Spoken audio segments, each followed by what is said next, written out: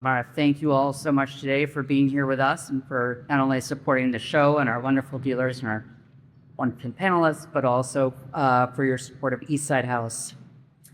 Now it is my pleasure to introduce today's panel discussion, Voyages of Creativity, the Influence of Travel on Design, which is presented in collaboration with our partner, the Institute of Classical Architecture and Arts. I'd like to give a warm welcome to our moderator and dear friend, Peter Lyden, president of the ICAA.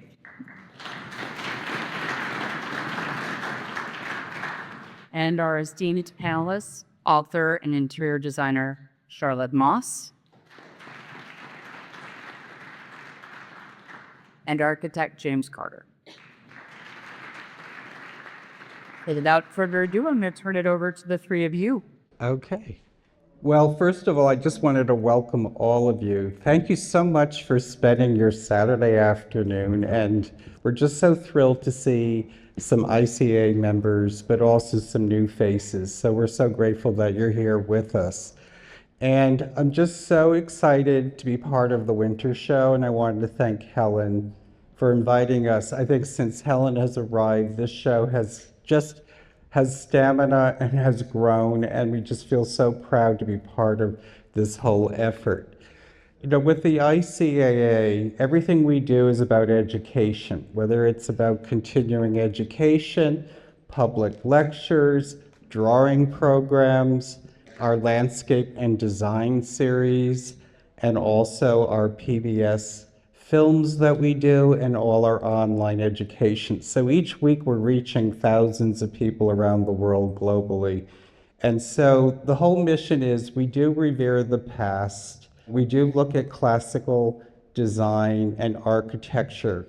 It's very important that we keep that alive. And our whole mission is, how do we really create new works and new housing and new cities and new parks? And that's really the focus of the ICAA. And a big part of our mission is travel. And so we can't thank the two that are sitting to the left of me, because they are travel junkies. They really go on trips, but what they're going to show you today is their beautiful, amazing work, and the inspiration from the trips, and the reality of how they design for other people and for themselves as well. The funny thing is that we have two Southerners right here. We have Virginia, and we have the deep South, Alabama, of all places. So you have to just remember, this is a wonderful series on the South and how that can be influential for design in itself. I threw away all my notes because Charlotte said, let's just be casual. And this is their bios. Charlotte, she's just one of the wonders of America, if you all agree with me. I think she's really an icon that's living in American design today. What I love about Charlotte is her sense of beauty knows no bounds, but she's always helping the next generation. Another unique part of Charlotte is she understands architecture, interiors, furniture, and she understands gardens and landscapes. And I find that to be a really great attribute for Charlotte. So we're just so thrilled that she's here. A sidebar, I had a very famous designer, one of the star designers, come to my house in the Hudson Valley. He arrived and he just sent me his new book a month ago, but it was sitting in my desk in my office in New York City. And he was looking all around where his book was in my house. He was going into every single nook and cranny, but then he says, look, you have 9 Charlotte Moss books in your entrance hall. And he really did bring that up to us. And I'm like, oh my God, but I think I have 9 or 10, and I think you may have. What's wrong with you? I have 11. Oh, she has 11. I missed one along the way. So thrilled that Charlotte's with us to share that, but also we're so proud to have James with us, because he's really the preeminent architecture that has studied classicism all throughout his career and education. James and I have traveled to Ireland together, and Maine, and many of the ICA trips. And again, it's about learning, and we have experts along the way. And then one day, when I was first starting this job, he says to me, well, why don't we do Alabama, as an ICA trip? Did not say that. Oh, well, no. That's how it came to me. And then as we were planning this for 25 people, everywhere we went, I got tapped on, well, I know you're seeing my cousin Mary Alice's house tomorrow. And even though it's very fine, truly my house is one of the best in Alabama. So for the 6 houses we were going to see, now it doubled to 12 with a lot of bourbon. And then James said the 25 are coming over for dinner to James' house. And he had, how many people showed up for dinner? About 100. About 100. Because they all wanted to meet us from the north. It was really quite remarkable. So let's start off with our first Southerner. And we're just so happy to have you here. So Charlotte will start her thing. I think travel is really the outlet for my own personal curiosity. For me, I think travel is probably the greatest source of inspiration. And in my work on so many different levels, whether, as Peter suggested, it's the garden, it's interiors, or whether you're just going upstate New York or you're getting on a plane to go to Greece, it doesn't really matter. The point of travel is to open up your eyes. Walker Evans, a famous photographer, was famous for saying, stare. It helps to educate your eye. He also said, die knowing something, which sort of fits into that. Feed yourself, feed your eye, feed your brain, feed everything when you are looking and seeing when you're traveling. Thomas Jefferson said it, a walkabout Paris will provide lessons in history, beauty, and in the point of life. And I think anyone that's been to Paris, and I've been many, many, many times, that you can never know Paris. There's always something else to know. There's always another place to walk and learn. And I don't care if it's something as simple, somebody asked me recently, do we have to stop and take pictures of all the door knockers, Charlotte? And I said, yes. It's not about the door knockers. It could be about the color, but it really is about slowing down and seeing, really seeing, not looking. There's a very big difference between looking and seeing. And this is about training your eye to see. House museums are, for me, a great source of inspiration outside of just seeing architecture and buildings. I love seeing the guts of a house, how people lived, their personal treasures, how they left their desk. Look, we're all peeping Toms, right? Yes. We're all peeping Toms. Anybody in this business is a voyeur because we all love seeing everybody else's houses. But this is the house of Jean Cocteau that was beautifully restored by Pierre Berger. It's in a little village called Milly-la-Forêt, about an hour outside of Paris. It's beautifully restored, and it's very Cocteau. And at the very end, there is a brief film of his. But to be able to walk through and pretend that he just left the room, to me, that's just another part of the fantasy of traveling and seeing house museums. And then there are the grand palaces. There are just as many ideas to extract from big palaces, whether it's Versailles or Charlottenhof, in this case, Villa Caserta, which is the Versailles of Italy. It was the home of the kings of Naples and the Bourbon regime, so to speak. And it's vast, it's really vast, like I forget how many square feet, and not furnished per se. There are some objects. But what I loved here was the wall painting, the floor patterns, the backdrop for what was probably and was a very, very grand life. So I took one of those palmette designs and worked with a studio in Italy, San Patriano. It is an incredible, incredible collective of artists doing everything from weaving to painting to carving, all sorts of things. The studio itself is run by Sandro, who trained under Mongiardino, and he's charming and incredibly talented. He took my drawings and helped me create a frieze of palmettes for the ceiling in my reading room in Virginia. And then we went through the archive, the Mongiardino archive, and picked a field pattern for the walls. So we sent them the drawings, we shipped them the fabric, they painted it on the walls, and then they painted this frieze to go around the room. And they are all just so charming. I can't wait to go back and have another project that I can do with them. So as house museums go, I think for me, Villa Carlos in the south of France is probably one of the most pure, organic structures where, of course, everything that goes into the building of a new house is new. It's new hardware, it's new everything. But in this case, to see, they didn't have a P.E. Guerin back then in 1900 when this was built to go select all their hardware. So they were designing it and making it.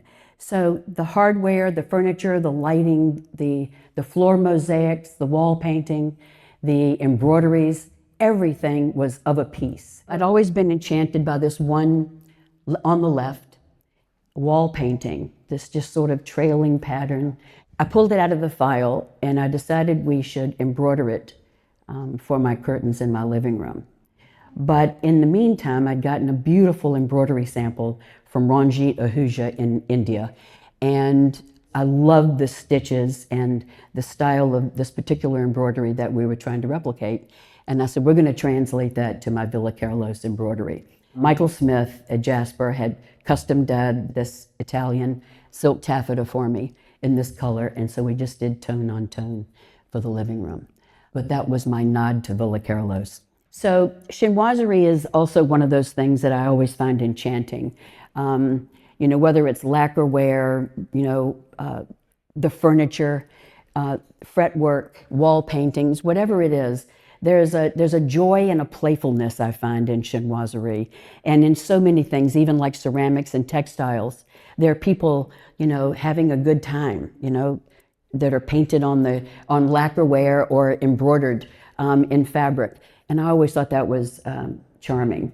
But this particular Palazzo Cinese in Palermo, done by Ferdinand III, I think. Yeah, the Bourbon family. Yes, he... Maria Carolina, that's Maria Therese of France's sister.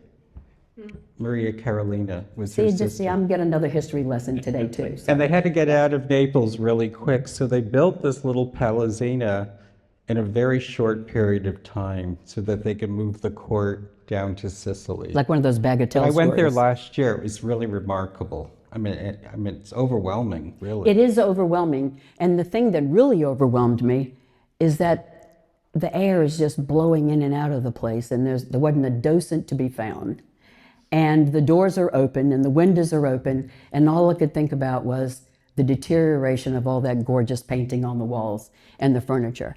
Another reason I love this, just like Carlos, is because everything was sort of conceived of a piece in the very beginning. The furniture, everything.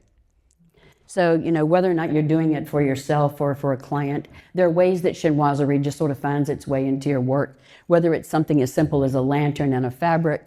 The middle one is like just a collection of my own of lacquered boxes that are chinoiserie for a client's dining room, the walls painted with Chinese landscape. Charlotte, just a question, like these are such important places. Do you find that you go back to them over the years? Do you like rediscover these beautiful sites? Well, the rediscovery really is through my photographs. And I keep big notebooks, you know, of my photographs, and I keep scrapbooks. And for me, that is my revisiting. But every once in a while, you get back to those places. Yeah. Exactly. And I love it because when you experience it with someone new, you see something new. But that's what, you know, we travel with 25 people at the ICA, and then Charlotte does big groups, and sometimes she just brings one friend, Suzanne, that we know every January. And I was wondering, what works best for you when you pick up a design? Is it a smaller group setting, or how do you feel? That's really a loaded question, Peter. I've never been a gang hanger-outer. You know, I did that this past year for a garden trip to France. We go every January to Paris, and I do the itinerary, and Suzanne gets in the car and says famously, "What are we doing, Char?" But we have a great time. We do something different every year. And we work with someone who is really good at private access. And that way we just move at our own pace. But you have many love affairs that we've discovered through the research. But Okay, we're going on to the next slide before Peter gets personal. Okay.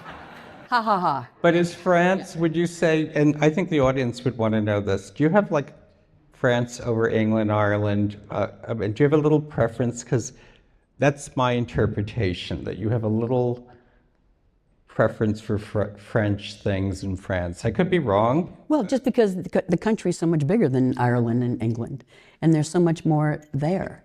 Like I said with Paris, I mean, there's just always something else. Always something else.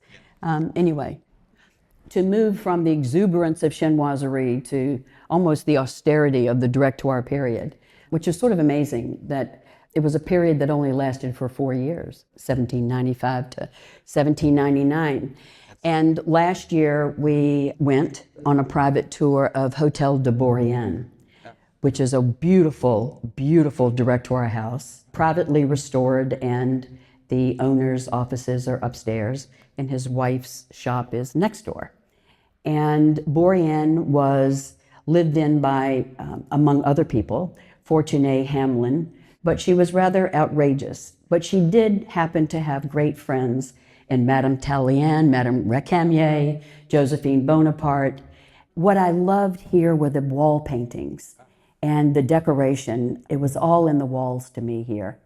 When I did this house in Virginia for myself, I decided that I had that eureka moment and said, Bourrienne in my bathroom. So that's what we did. And James Allen Smith, who's the decorative painter I've worked with my entire career, came to Charlottesville and painted on the right the wall painting and the vines growing up on the wall. These are the things that we see and that we can adapt directly and immediately in our work. And then there's the garden. I mean, for me, the outside is just as important as the inside. I want to see something beautiful looking through a window. One year I went to the garden festival at Chateau de Chaumont down in the Loire Valley. And as we came back to Paris, we were getting off the highway, you know, where you're coming from Versailles and you get off and you're near the Bois de Boulogne. And it was that perfect time of night where anybody with a cell phone taking pictures looks like a genius, because it's the golden hour. It's perfect. And so we get off the road, and I was with my sister, and I said to our driver, Henner, we've got to go to Bagatelle. I just felt that there was something waiting for us. So we went. We get out, too early for the roses because this was May. We get out and we go to the iris garden. It was absolute peak of perfection. My grandmother had bearded iris, and they've always had a special place in my heart. And when I saw this, I just went, I have to have more iris. We built 4 iris beds under some clipped hornbeam in East Hampton. And in this year, I have just planted hundreds of iris bulbs in Virginia. But the clipped hornbeam started another place, and that was the Priory at Notre Dame d'Orsay, which of all the gardens I think I've visited, was the one that influenced me the most in so many ways. One, it was the passion of the person that created this place from dust, to see his vision come to life, and then to see how creative he could be with trees and vines. So this is all clipped hornbeam. It's hedge after hedge, arch after arch, and gorgeous windows in the hedges that I thought was just sort of a brilliant gesture of a way of drawing you from one garden to the next. It just keeps pulling you to the next place, to the next place. Anyway, I always thought that was very romantic. And if you can see that little wooden structure, the 2 of them, we call those the crinolines, and they're covered with roses. So when they're blooming, they just look like pink powder puffs. That garden festival at Chaumont, the first time I went, which was in the 90s, I saw some amazing garden done with woven willow. It was a husband and wife team. They weren't gardeners, they were basket weavers. And they planted willow saplings and they wove them as they grew. And they created walls. And then at Orsay, seeing all the structures that were done with hornbeam and with willow, I just had this moment and I said, I have to have a willow house. Where's the Willow House? Just It's so in we East know. Hampton. Okay. And I found a woman in upstate New York, and she was very specific about what we had to order and have on hand to weave this thing. She planted all the willow saplings and continued to weave them. And now the gentleman that works on my roses and weaves my roses weaves my willow. I mean, I do a little bit myself. Oh my God. How about the obelisk? Just like, because I would love that for my garden. I'm Well, the creating a new obelisk, one. they're a new addition. Okay. They came from a charming young man I met Oh, last I know year. who it is. Raleigh Raleigh. Adams. Yes. Yes. Raleigh. I mean, he's inspired by classical architecture, but also from the landscape that he was born and raised in, and that is Boone, North Carolina. So they cultivate this poplar bark, which they can take off. You know, you can take it off the trees I like know. once a I'm year. definitely going to get Yeah. those. They're I knew gorgeous. I learned, I thought he was out there stripping trees and I was horrified. And Well, then there's another sign how Charlotte's helping the next generation, because she helped launch him, I think it was 2 months ago. But he's so charming. Yeah. And I saw these obelisks, and of course had to have them. And they're there in front of my willow pavilion, which is also Wi-Fi'd. So if I want to escape the house, this is where I go.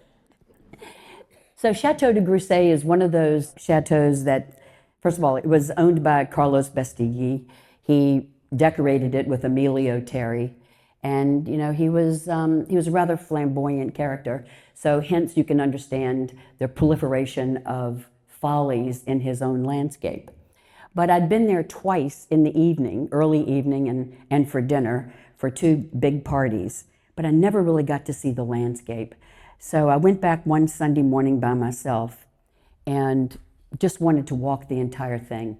I got pictures of all of the follies at Chateau Grussey, and then that wonderful tree that's enchanted me ever since, just leaning in the landscape, just a very special tree.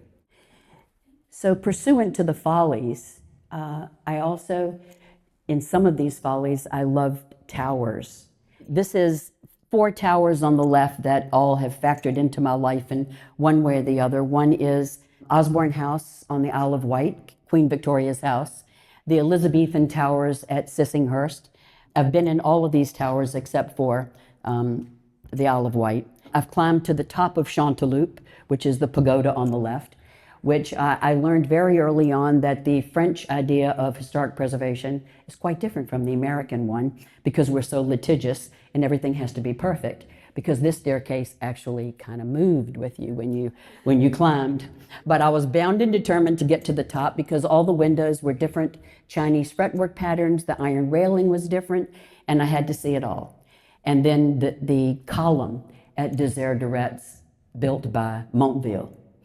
So when I bought this house in Virginia and worked with Stan Dixon from Atlanta, which was a great experience, I said to Stan, I have to have a folly, but I know that the neighborhood association is going to give me a fit about building a folly separate from the structure, and I'm going to need a whole nother, round of approvals. So we just stuck it on the house, and they still gave me a fit. So it's actually 22 inches shorter than it was originally planned. It is the tower where I can see the Blue Ridge Mountains. It's where we go late in the evening for a drink. It's where I go to escape and read because it's perfectly quiet. And that's going to be our next ICA trip to Charlottesville, to your house, to visit this tower. Okay, Charlotte, be warned. Okay. But the other thing that I wanted on this new property was another water feature. And I remember years ago when I was at Kuchenhof with my husband, a gazillion, millions of tulips blooming, and he turned to me and he said, listen. And I said, I'm listening. He said, no, listen. He said, that's what we don't have in the garden in East Hampton. I said, what? He said, the sound of water. I went, no problem. We can fix that. Yeah, Right. and that is an important feature, to It have is. the water It was feature. really important. So, okay, Yeah. so I didn't, I needed to And fix which I needed to fix that. So I did. fixed that You in East fixed it. Hampton. But I knew in Virginia I wanted a rill. And it took me 2 landscape architects to get to the point where we could actually proceed with the drawings to create it, because the hydraulics were kind of complicated. But John Howard is who I worked with from Atlanta, who's been a dream. and he figured it out. And so all of these water features, from Nympha on the upper left to Rousham on the right, that was really the rill that got me, was Kent's rill in that landscape, the way it curved. And and you can barely hear the water in a rill. It's really about the shallowness and the subtlety of it. The water features at Corrance and then Buscott Park on the left. But all those featured into creating my own rill, which is a series of basins that fill into a upper rill, that go into a bigger pool, and then a lower rill down to finally to a round basin that has an obelisk in the middle. So just like those Anthemians that I had a fixation with, I have this thing about stags, and I don't know where it came from, but everywhere I go, I'm taking pictures in my travels of stags. On the left is Beauwood. In the middle is an incredible chateau I went to a party in, where the entire room, all around above the tall wainscoting, would plaster deer in relief with real antlers. It was magnificent, the whole room. I dropped my jaw. Anyway, I was in stag heaven in that room. And then on the right is Chateau Annette. But about 3 years ago, I wrote some stories for Veranda magazine on rooms that I loved and some iconic rooms. And one of them was the dining room of Givenchy at his chateau. And on the mantle sat this stag, which was bronze. It was a fountain originally. Then a year later, it came up in the auction. So as I'm watching the auction online, I had to give on a couple things because I was bound and determined to own that stag. Now he sits on the commode in my entry in Virginia, and I think he's my guardian angel, watching everybody coming and going. So the one thing that travel is great about is that it opens your eyes, it exposes you to things, you find things you love, you start to collect them, and then you come to shows like this, and then you can enhance your collection, of course. But travel can be coming from Connecticut just to come to the winter show, or it could be going to Europe. It's really going anywhere. And these are just two of my collections. One is bronze perfume burners and antique ivory objects. I'm a broken record about travel and seeing things that can teach you how to decorate. Nothing is worse to me. If I see double piping on a chair, I break out in hives, okay? But when you go to house museums and you see how tape is used, how gimp is used on a proper French chair, and you see how cushion upholstery is done, like this beautiful chair in the middle at Hotel de la Marine, charming little teeny candlestick that just caught my eye because it was so diminutive. And then the curtain rod that I actually appropriated for my house in Virginia for the portieres in the entry gallery. Just a wonderful curved Do you rod. ever rest your mind? Yes, I do rest my mind. Don't ask me how, okay? Oh my God. But you can and see then- this is current stuff. No, She goes and then she I got to creates. finish because James has to talk. Yeah. Okay. So then there are finishes that you just want to fondle. You want to rub your hand on them because they're just so perfectly executed. This is what you learn when you really look and you really see in all of these places. So it's not about necessarily learning something about decorating, but just going to Africa and just being with those creatures and just being in the wild and understanding how incredibly insignificant we all are in this room, believe it or not. We are insignificant because that landscape is vast and it is glorious and it is grand. And the same with Egypt. To me, nothing's more romantic than the flapping of sails on a felucca going down the Nile. Really, really romantic. And so the point of all this is just to go. Make a reservation, make a plan, and get out there and go. And I take pictures of all my hotel keys to remind me of where I've been. But it reminds me of where I was and what I was doing. So thank you so much.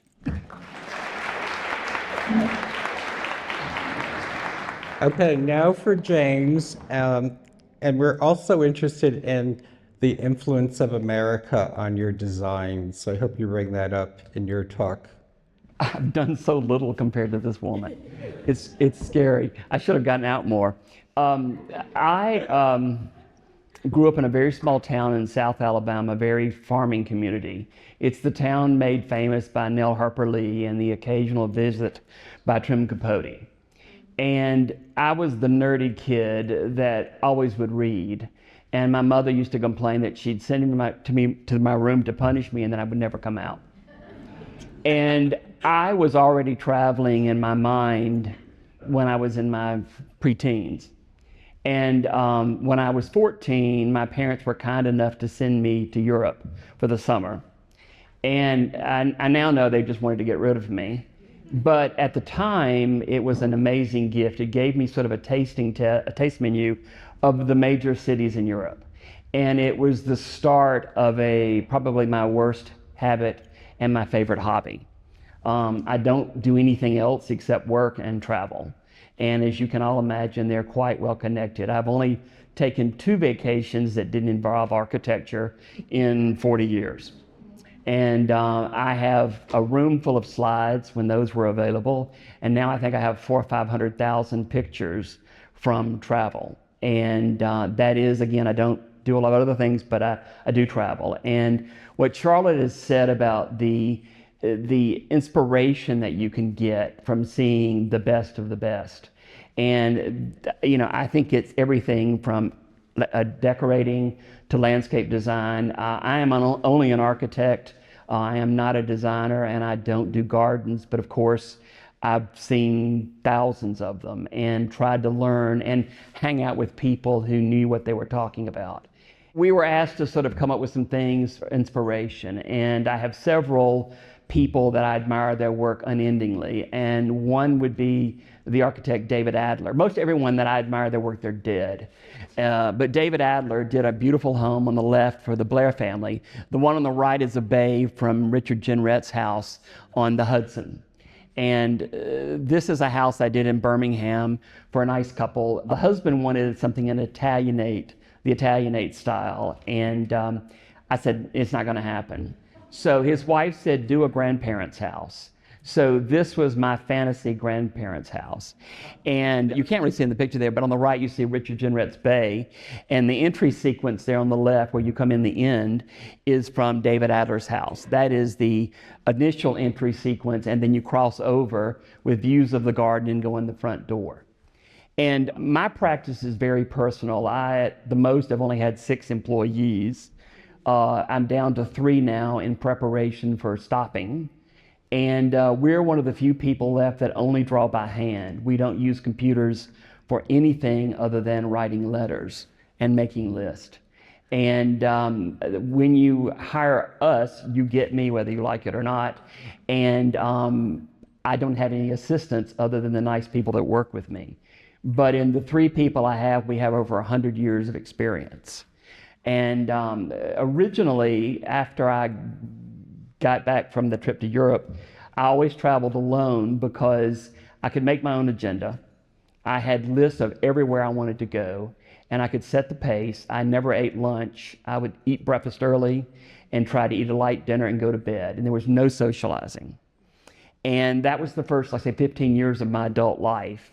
Then in 2000, I had some friends, there was a book came out on David Adler, and I came to New York and went to my first ICAA event. And it was just the most amazing thing in the world to find out there were other people out there that had the same interest that I do. I am an unavowed classicist. I can appreciate good modern architecture and good other types. Don't like Queen Anne that much, but I can never get enough of it. And you mentioned the Villa Clerios. I saw that in '87, and last summer I did, for my big birthday, I did another visit, and it's even more amazing now. Isn't it? It is truly amazing. This is a floor in Venice that I don't know when I took that picture. And by the way, my pictures are not for publication. These are for my memory.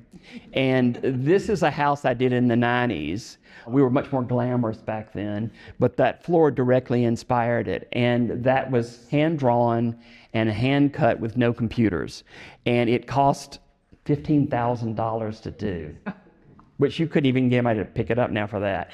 But it was for a lovely lady who she had done a house and she said, I want to do one more house with you. Well, let's make it Italian. And she said, and by the way, I want a rotunda. So that's what she got. This is my favorite entrance in Rome. And I honestly don't know where it is, but I always happen upon it. It's the most amazing thing. It's on the street that I always go by. And I find it's exuberant, it's classic, and it is the only one I know that's quite like it. And I was doing a house in Birmingham, and the couple wanted something sort of mainline. And so we did this. That top piece is all carved out of one piece of marble, limestone. They brought it from Ohio on a big truck, and I think it's just over 10 feet wide.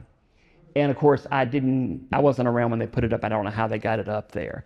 But it was inspired by the shell in Rome, although it's an entirely different style than anything like that. And the door was, one of the people I like their work a lot is the Harry T. Lindenberg, who did a lot of work in New York. He was always very clever. And we were going to do a spiderweb door, which is something he's quite famous for. And then about 15 people did it that year. And I said, we're not doing that anymore. So we did a simple grid there. This is a lovely couple at Lutyens Castle Drago, I believe, in England. I'm also a big fan of Lutyens. And one of the things that you see a great deal is the limestone dividers between the leaded glass windows. And that's rather heavy-handed, and most of my clients are fairly discreet. The more discreet they are, the more I like them. And so we were doing a house in Birmingham. One of my clients, they had a dark entrance hall, and she said, would you do something to open this up? So the molds are all done in white oak and stained, and that was my attempt to make a wall of glass, but keep it in the style of the house, which was sort of Tudor revival, 1920s. You'll notice there's a little hatch on the door because she's not exactly that friendly. So the hatch is where she can pour oil on anybody coming at the door. And this is one of my favorite clients, the most discreet person I know. And at one time we were doing, her designer friend and I were doing 3 houses at one time. And she told somebody it was not that difficult. And I almost hit her because it was incredible. We did a shooting place in South Georgia.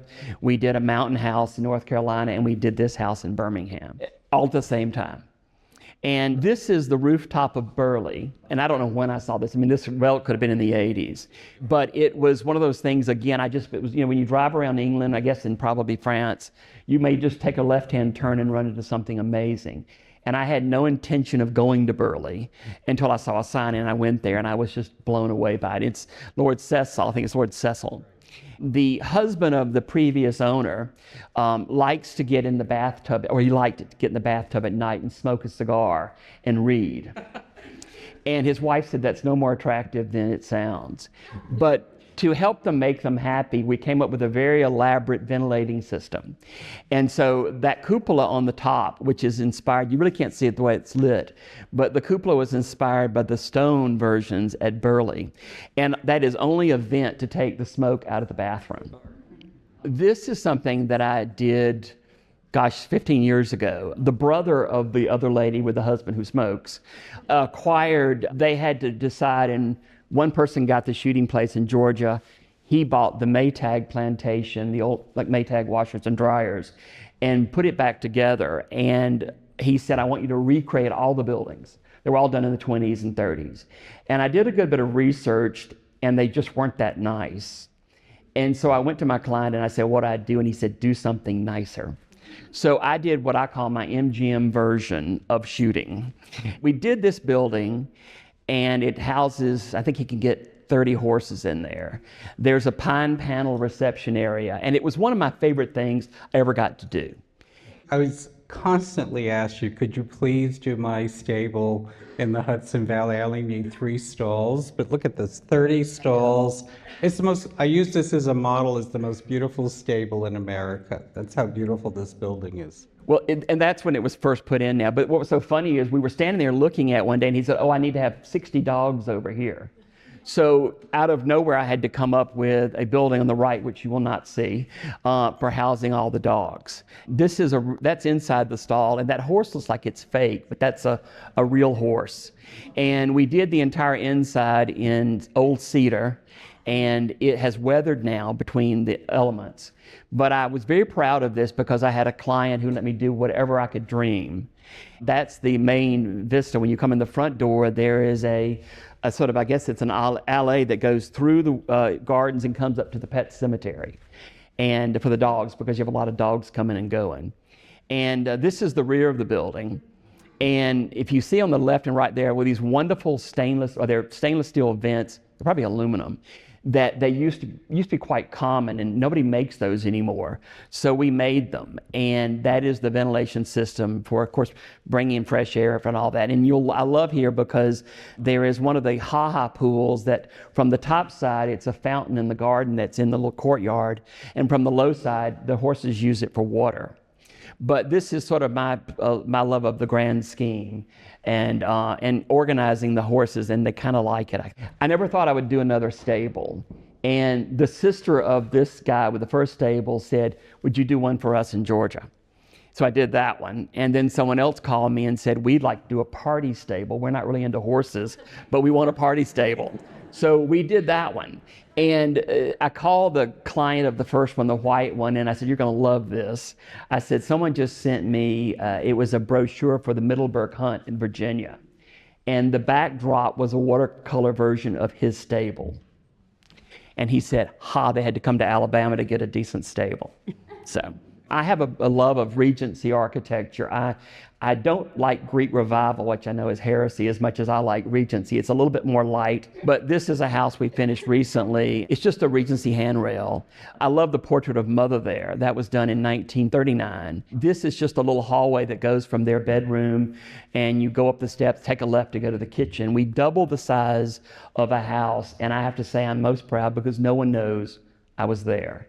I always get overwhelmed when there's a lot of money to spend. People get carried away with things being too grand and glorious.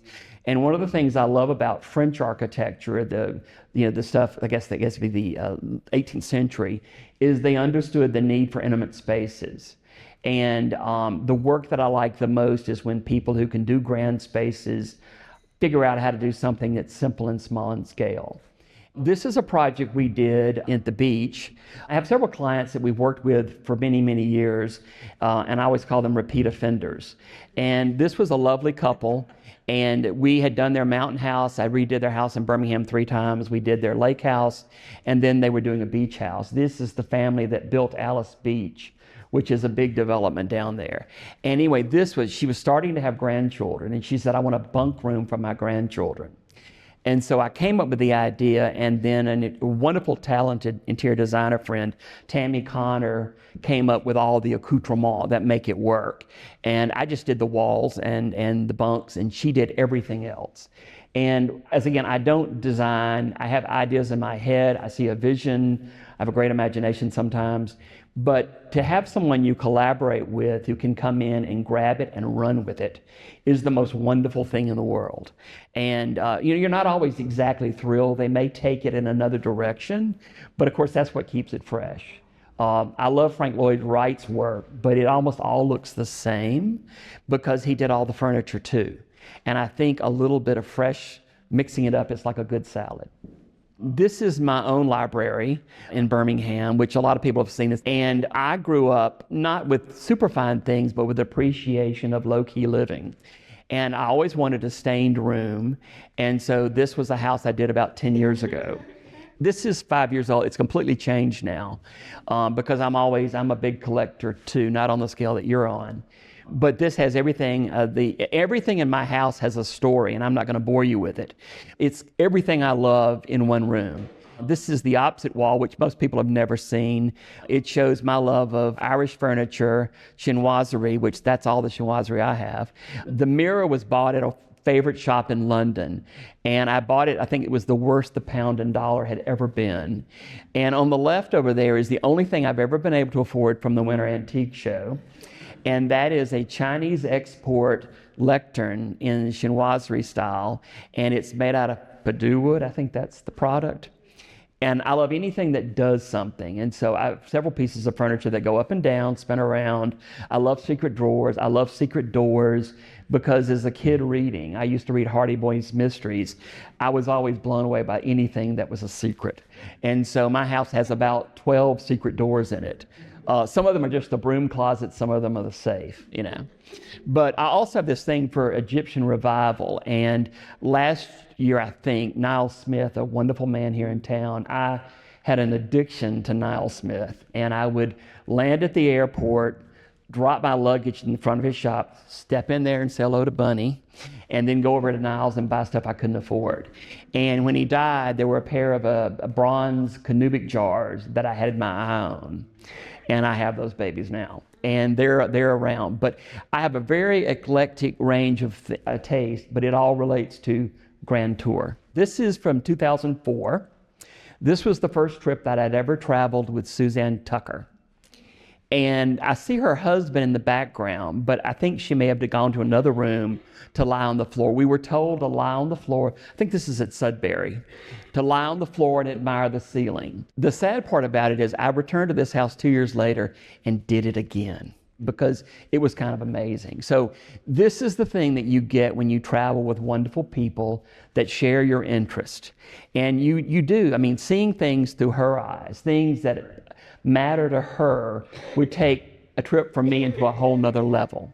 I mean, I know what I like, but when you go with people that share the conversation, you know, and it is amazing, and you do meet the loveliest people. And there's something great when you consider yourself sort of obsessed with one thing, which is work, and something of a nerd. It's amazing to talk with someone who understands what excites you.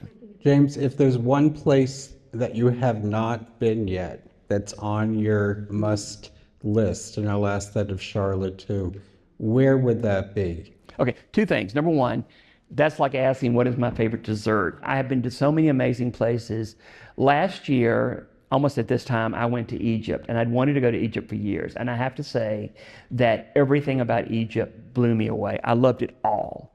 I mean, the scale, the history, going in the tombs and seeing the colors. I mean, it was so much more than I ever imagined. And as far as where I've not been, I'm now, after 40 years of travel, a little bit more than that, I am now revisiting things. Like I saw the Pantheon when I was 14. And I recently had a 50th anniversary trip return to the Pantheon. And I have to say, as a classicist, it does it all. It's the most amazing building that I've ever seen. And you get to look up into the oculus. I mean, it's just the most amazing thing in the world. Oh yeah, the other place would be the Sir John Soane Museum. I've been there at least 20, 30 times. And if I'm in London and I'm aboard, I'll go there. And I've been begging for them to have a de-assessment sale, and they won't do it. So that can be the end for me. Is there any questions for these two remarkable people? Where does Charlotte want to go that she has not been? I haven't done Bologna, and there's a certain part of Italy I just really haven't done deep, and I want to do that. And also, it gets me down to San Petriano to visit every one of the studios again. I did a road trip years ago with a girlfriend. We did some things in the South.